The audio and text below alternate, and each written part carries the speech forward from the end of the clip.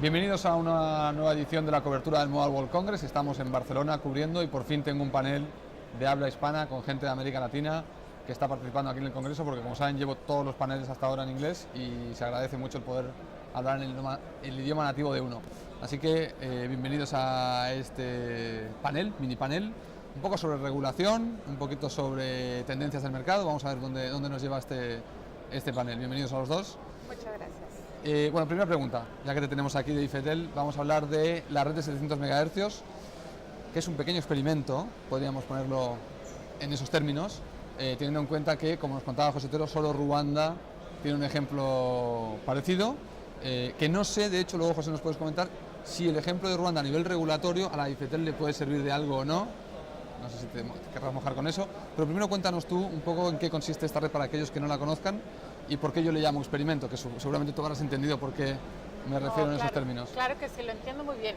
Nosotros lo vemos como un proyecto muy innovador y respondiendo a las necesidades que tenemos en México. ¿No? Tenemos una gran necesidad de incrementar la cobertura, tenemos un país muy grande, una gran extensión territorial con poblaciones dispersas y pues redes móviles que se han desarrollado sobre todo en las grandes ciudades, ¿no? Entonces ahí tenemos una necesidad de llevarle los servicios a la gente donde está y de incrementar la capacidad, y por eso se llegó a este proyecto reservando una porción importante de la banda 700 para esta nueva red. La idea es que esta va a operar como un servicio mayorista para dar acceso equitativo a todos los operadores que la quieran utilizar, los actuales, los que vengan. Los que vengan. Y los que vengan, así es. Esta red es un proyecto muy grande, lo estamos trabajando nosotros en el IFETEL junto con la Secretaría de Comunicaciones y Transportes, que ellos van a llevar la parte operativa, ¿no?, de la licitación del proyecto, pero nosotros ahora estamos trabajando en la parte regulatoria. Y como bien lo decías, ¿no?, es que se puede ver un experimento. Claro, ¿cómo se regula algo sin tener un antecedente donde basarse para crear algún tipo de esquema? No tenemos antecedentes, además tenemos un mercado que se está moviendo mucho, afortunadamente, ¿no?, con inversiones nuevas en servicios móviles, con operadores móviles virtuales que han entrado a México el año pasado, con una reducción importante en las tarifas que se dio el año pasado, nuevas medidas regulatorias para el operador preponderante. Todo eso está moviendo el entorno competitivo y es algo que tenemos que tomar en cuenta en la regulación que tenemos que poner en su lugar para que esta red opere eficientemente en este entorno. Claro, como decía José Otero antes, hay un caso que es el de Ruanda. No sé si os sirve de algo ese ejemplo o en el fondo es anecdótico que tengáis coincidencia en el hecho de tener una red mayorista como tienen ellos en ese sentido, y en el fondo nos ha servido. Sí que hemos visto en algunos casos que algún país africano tenía alguna regulación para pagos móviles que muchos operadores latinoamericanos han querido como replicar o imitar, les ha servido de guía. No sé si es el caso de Ruanda. Hemos tomado en cuenta algunas experiencias diversas, ninguna es exactamente como el proyecto que nosotros tenemos enfrente, pero algunas tienen puntos de contacto y han sido útiles. También hemos tomado en cuenta, por ejemplo, la parte de la operación de British Telecom, que está separado, el negocio mayorista, aunque es también un país con muchas diferencias respecto de México, pero como el de Ruanda, como el de Australia, hay diferentes puntos de contacto y todas las experiencias son útiles. Vale, vamos a darle la bienvenida al representante de la CRC que está con nosotros, y así de hecho aprovechamos para testear tu audio a la que te acabas de sentar. Bienvenido, gracias por venir.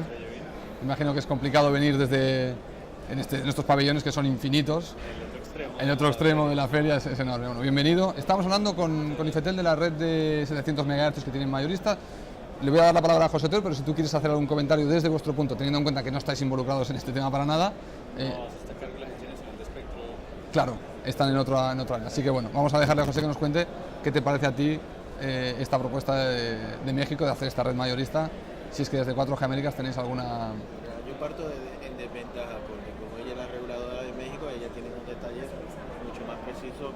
Yo solamente conozco lo que te dice el transitorio en la parte de la Constitución, que hace el mandato para la creación de la red mayorista de 90 MHz, y donde te dice que al que le compre el servicio a la red mayorista también tiene que estar ofreciéndole a los que le compran el espectro en la misma tarifa que se defina.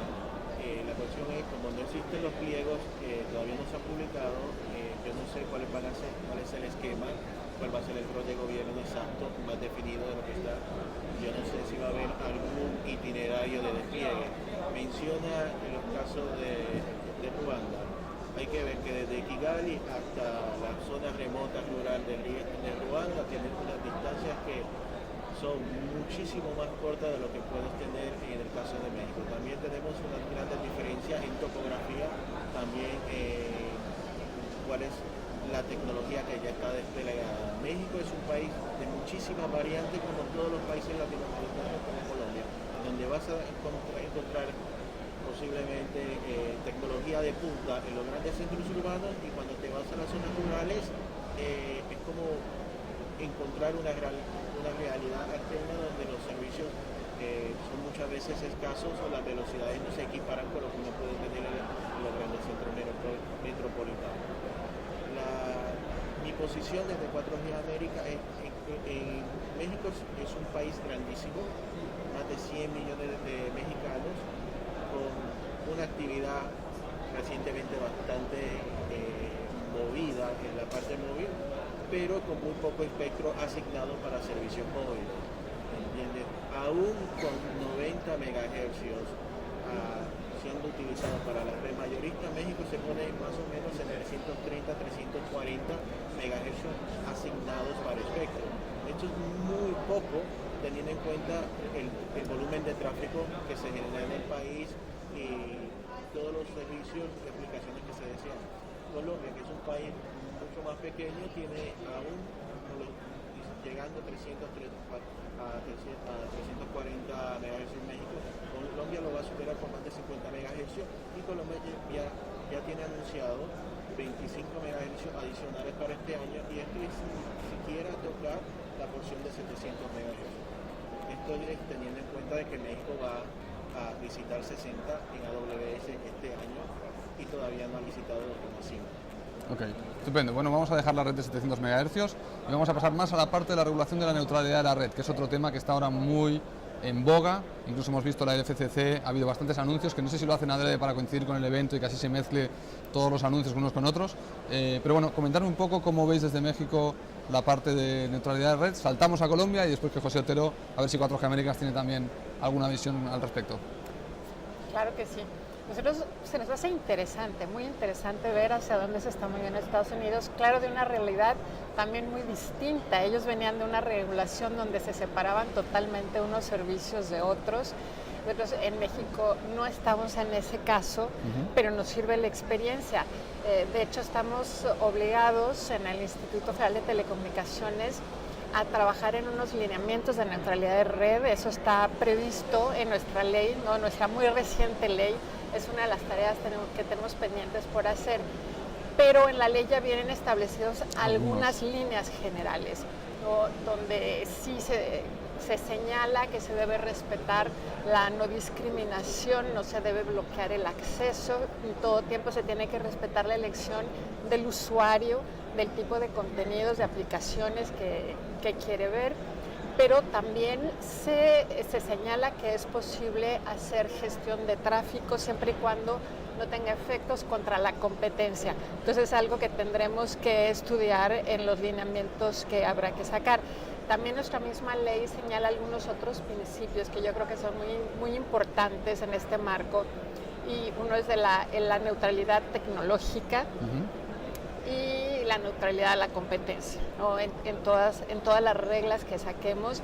Claro, aquí ya relacionadas con la participación pública en los servicios comerciales. ¿Tenéis alguna fecha tentativa para poner en marcha estos lineamientos que mencionabas basados en la ley o todavía no hay nada predefinido? Para estos todavía no tenemos una fecha. Había muchas otras tareas en las que sí teníamos fechas previstas en la ley. Para esta en particular no nos puso fecha el legislativo, pero es una de las tareas que tenemos que emprender este año. En Colombia, ¿cómo tenéis el tema de la neutralidad de red? ¿Estáis mirando cómo hacerlo? ¿Algún ejemplo que os sirva como el de Chile o el de Estados Unidos? Nosotros tenemos en este momento hay una ley del año 2011 que establece los principios básicos de la neutralidad, que son pues, el tema de transparencia, no bloqueo, no discriminación, basados principalmente en el Open Border de Estados Unidos del año 2010. Okay. Fue una ley que se escribió en el año 2011, todavía está vigente. Y con base en esa ley que se escribió en ese momento se le dio un mandato a la CDC para que entre el periodo de los 6 meses siguientes a la expedición de la ley reglamentara de alguna manera los detalles de la neutralidad. Eso se hizo en el año 2012, principios del año 2012. Esa ley ha venido, pues, la ley y las regulaciones de la CDC han venido funcionando todo este tiempo.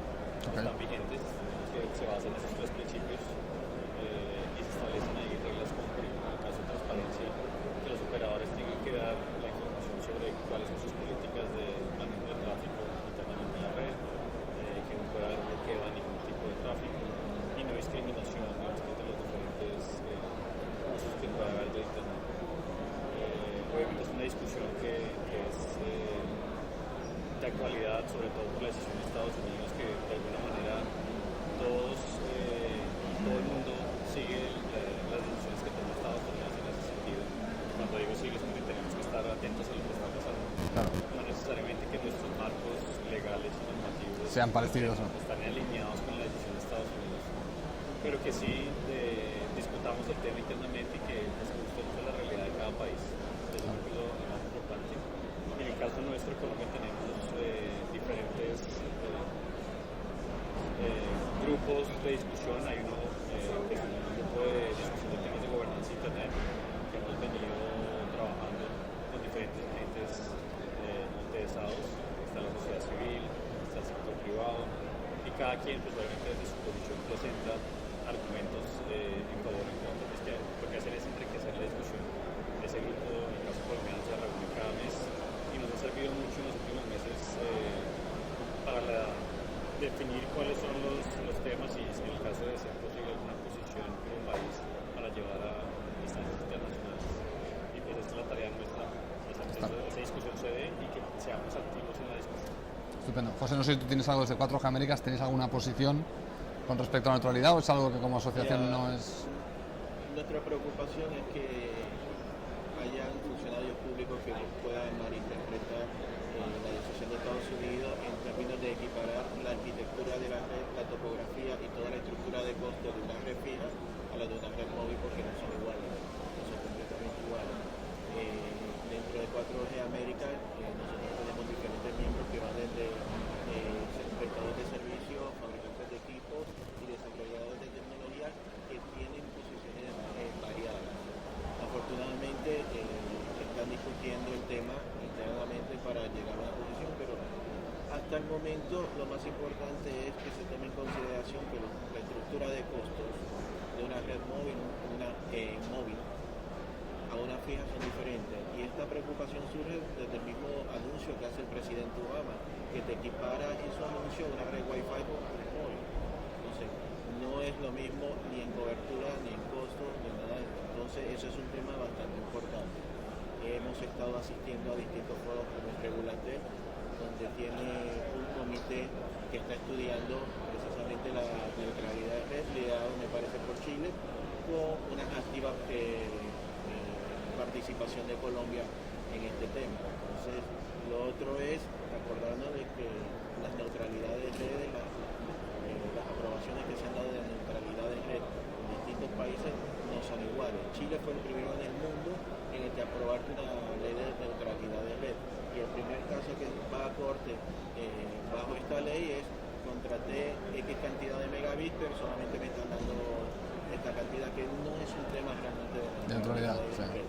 Y lo otro es, en el caso de Holanda, que fue el segundo país que prueba el caso de la neutralidad de Netflix fue por que los operadores móviles quisieron cobrar por los servicios de Skype, de mensajería y también de voz, porque se aprueba la ley y ¿qué pasa? Bueno, en lugar de cobrarte por la aplicación, subieron los precios de todas las tarifas.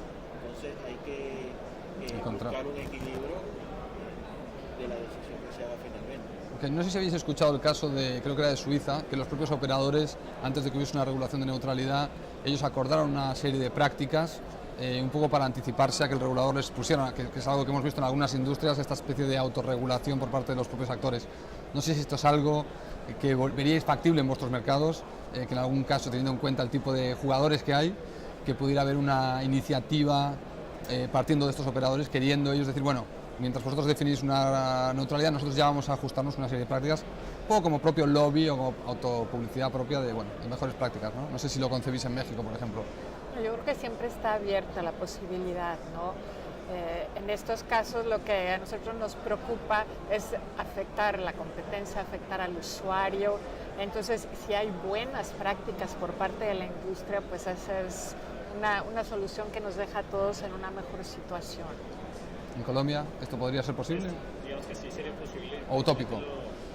La filosofía nuestra, desde el punto de vista de gobierno, que somos uno de los actores dentro de toda esta discusión, es que queremos soportar el modelo de múltiples agentes interesados, que es lo que se viene discutiendo a nivel mundial como el mecanismo adecuado para que se lleven a cabo las presentación de posiciones y opiniones de cada uno de los agentes. Lo que estamos nosotros como gobierno haciendo es favorecer que se dé ese ejercicio, que todos puedan participar. Los operadores no estaban tan activos. Recientemente nos empezaron a contactar porque quieren entrar a la discusión, quieren participar. Obviamente en la medida que haya acuerdos es mucho más fácil, pero como pues, desde el punto de vista nuestro siempre existirán los principios, transparencia, lo que uno es que son la base para que podamos tomar decisiones sobre. Estupendo. Déjame que os cambie de tema porque uno de los temas del Mobile World Congress importante es la calidad de la experiencia, calidad del servicio.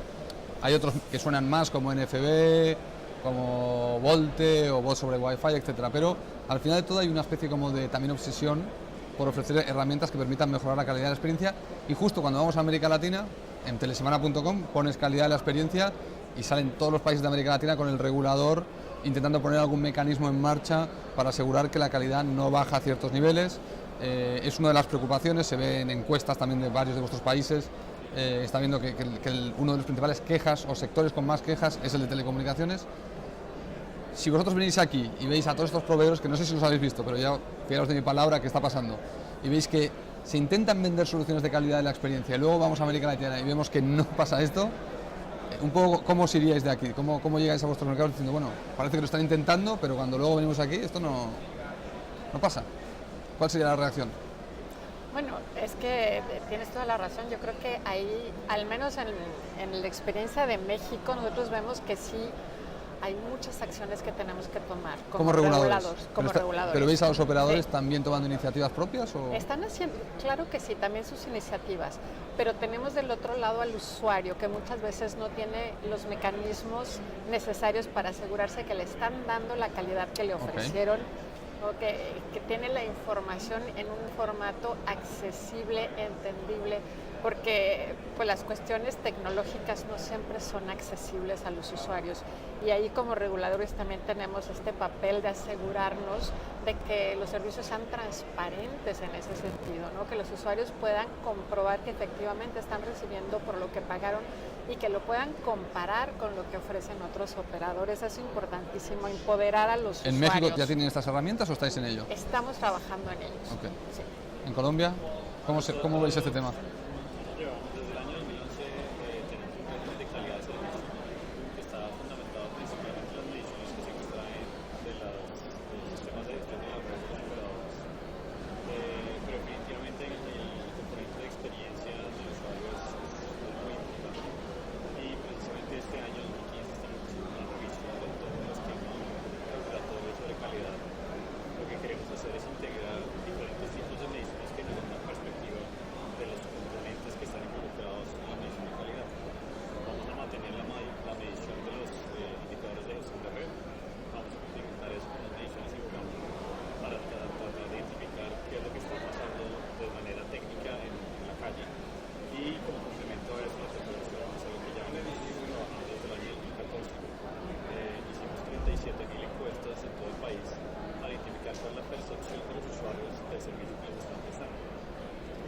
y ahí pues obtenemos muchísima información en relación con, de pronto hay una mala percepción de la calidad del servicio, pero cuando se evalúa de manera general, cuando se evalúan las diferentes variables, la calificación es más alta. Normal. Entonces, pues obviamente es un tema que tenemos que trabajar, la percepción de los usuarios para nosotros es muy importante. Y vamos a profundizar con esas encuestas, hacer seguimientos y sobre todo, lo que decía Marilena ahorita, es queremos utilizar toda esa información, todas esas herramientas de medición para publicarlas en un portal de usuarios, okay, que la información y los usuarios puedan entrar ahí y consultar posiblemente de manera regional cuáles son los diferentes niveles de calidad medidos con esas tres herramientas para cada zona geográfica. Eso lo que hace es que los usuarios tengan información simple, clara y transparente sobre lo que está pasando en su región y cómo pueden tomar una decisión de compra del mejor servicio. Y, por ejemplo, en dado caso, si quieren portar de un operador a otro, lo pueden hacer de la manera adecuada. Claro, imagino que también todo este tipo de transparencia en cuanto a este tipo de información presiona también al operador, claro, para posicionarse mejor, ¿no? Es una herramienta de competencia. Claro. El que quiere competir puede competir con precio, con calidad, con atención, o con los dos, usuario, o una combinación de muchas cosas. Y la idea es que eso sea transparente para el usuario. Vosotros en 4G Américas, con esto de la calidad de la experiencia, ¿lo revertiríais todo quizá en una cuestión de espectro, por ejemplo, un tema de que falta capacidad? O... 4G América, precisamente en diciembre pasado, publicamos un documento sobre indicadores de calidad de servicio para servicios de banda ancha enfocado en América Latina, que recoge en gran parte todo lo que ha mencionado Juan. El primer error es decir que la calidad de servicio es mala simplemente por espectro. Son muchísimos factores que pueden cambiar no solo de operador en operador, sino de región en región. Mira, el espectro es solamente uno de los componentes. Acuérdate que la parte inalámbrica es la parte de interfaz aérea entre el que tiene el teléfono móvil y la red. Ya toda la parte que va detrás es cableado. Cuando estamos hablando de que si el backhaul no es lo suficientemente bueno, entonces la calidad se va a deteriorar. Si tenemos niveles de congestión de tráfico, pero por alguna u otra razón han pedido una autorización de expandir la red en esa zona y pasan 4, 5, 6 años, que desgraciadamente en algunos lados de América Latina sí ha pasado, entonces la congestión se vuelve inevitable. Hay otros casos, un caso más extremo en Costa Rica. Hay una provincia donde el gobernador te dice: aquí el único que te puede ofrecer servicio de telecomunicaciones es el operador estatal, y no le da permiso a ningún operador privado para que haga despliegue de infraestructura, ya sea por fibra, ya sea... pero estos son casos muy particulares. Pero es que claro, eso es lo que te muestra pues toda la diversidad. Otro tema que Juan acaba de mencionar que es sumamente importante es lo de la percepción, a lo mejor está alejada de la realidad. Él menciona eso, yo me acordaba cuando a finales de los 90 se hacían las mediciones de calidad de servicio y salía Virgin Mobile con una calidad de servicio superior, casi el doble que la calidad del operador que le hosteaba, móvil que lo está hospedando. Sí. Entonces, y eso lo van a ver con los operadores móviles virtuales en América Latina de forma segura. Vamos a ver qué dice, bueno, este lo hospeda Movistar, este lo hospeda Tigo, lo hospeda AT&T, y vas a ver el operador móvil virtual con una calidad. De hecho, en la actualidad sigue pasando esto. Es la tendencia global. Entonces, pero no es solamente el espectro, es cuál es la infraestructura. En América Latina también tenemos un problema en términos de la burocracia, porque esto en muchos países se controla a nivel local en la permisología. No tienes un sistema armonizado y no es tan fácil ir y decir, bueno, vamos a pasar una ley federal y quitarle todo el competencia poder que ya le ha tomado décadas entregarlo. Entonces es un tema bastante complejo. Entonces nuestra posición, por eso el documento te lo puedo hacer llegar, yo se voy a llegar, tengo que hacer llegar obviamente, pero hay que evaluar muchísimas cosas. O sea, no es un tema que dice, esto está mal, lo arreglo y ya tengo buena calidad. Muy bien. Bueno, por último, una pregunta que puede sonar un poco tendenciosa. ¿Creéis que la portabilidad, que venía con ciertas promesas como mayor innovación, mayor competencia en los precios, mejor atención al cliente, como un recurso de competitivo, ¿creéis que ha llegado a un punto donde ya empieza a ofrecer estos valores o creéis que ya los ofrece? ¿O creéis que todavía le falta un tiempo para que se acabe de acomodar quizá la reducción en el tiempo en cuanto se porta un número a otro como factor importante? O sea, ¿cómo creéis que la portabilidad está jugando en el cambio del mercado para conseguir esto que ambos como reguladores perseguís, que es que haya más competitividad, ¿no? Si quieres empezamos contigo, María Elena. Bueno, en México precisamente acabamos de hacer una modificación importante en portabilidad que se venía haciendo en varios días, ¿no? 8 o 10 días. Eso es complejo. Sí, y ahora lo tenemos en 24 horas. Claro. Es un cambio reciente que se dio apenas en el mes de febrero, entonces ya está operando y con menores requisitos que antes, que sí ha sido un cambio importante. Y estamos observando ahorita entonces cómo se comporta el mercado con estas nuevas reglas. Claro. Pero pensamos que va a ser un cambio positivo. Claro, es que desde mi punto de vista, quizá aquí soy muy atrevido porque yo no soy regulador y no tengo que tomar estas decisiones, prácticamente la portabilidad con 8 o 10 días me parece peor que sin portabilidad en algunos puntos. No, claro, porque incluso hay abusos y hay un poquito de... Y también otro cambio importante que hicimos es que ya no se pide la factura. Entonces, bueno, si hay adeudos se tienen que pagar, pero eso no impide que el usuario haga el cambio. En Colombia, ¿cómo vivís lo de la portabilidad? ¿Ha cumplido las expectativas o...? La portabilidad ha funcionado relativamente bien, se superaron las expectativas de lo que los cálculos que hicimos en el momento que se tomó la decisión en 2011. Ahorita cierra el 2014 aproximadamente 3 millones y medio de personas que se han portado. Y en general lo que vemos nosotros es que esta es una medida entre muchas que se puede utilizar para promover competencia. Nosotros en Colombia hemos trabajado en los últimos 4 o 5 años en diferentes tipos de medidas para tratar de mejorar las condiciones de competencia en el mercado. Están entre esas medidas particulares el operador dominante, está la portabilidad numérica móvil, está el desbloqueo de las marcas de los celulares para que permitan hacer el intercambio de los usuarios. Y más recientemente empezó a funcionar el 1 de julio del año pasado la eliminación de cláusulas de permanencia, que es el link, el enlace que existe entre el contrato del celular y el contrato de servicio. En este momento precisamente estamos haciendo una revisión del impacto que tuvo la medida en los primeros 6 meses. Lo que hemos observado es una ligera variación en reducción de los precios de los aparatos de los celulares.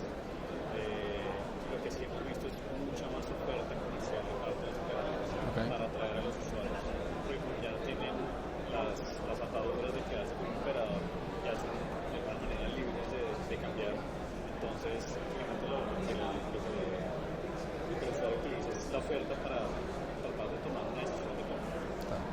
Y esos resultados que los hemos visto en estos 6 meses, esta es una medida que no es de corto plazo, sino que a largo plazo se van a dar los resultados. Y finalmente, como decía al inicio, es una combinación de medidas, pues como reguladores nos tenemos que estar continuamente evaluando cuáles son las condiciones que se van a poner en el mercado y tratar de tomar decisiones adecuadas en el momento adecuado. José, te dejo muy pocos segundos porque me han anunciado que tenemos ya 0 tiempo. Si quieres comentar algo de la portabilidad. Es una medida que le incrementa el poder al usuario, toda medida que se haga de forma transparente y empodere al usuario me parece positiva. Muy bien. Bueno, pues muchísimas gracias a los tres por haber venido. Sé que habéis tenido que recorreros media o todo el complejo entero, que es enorme.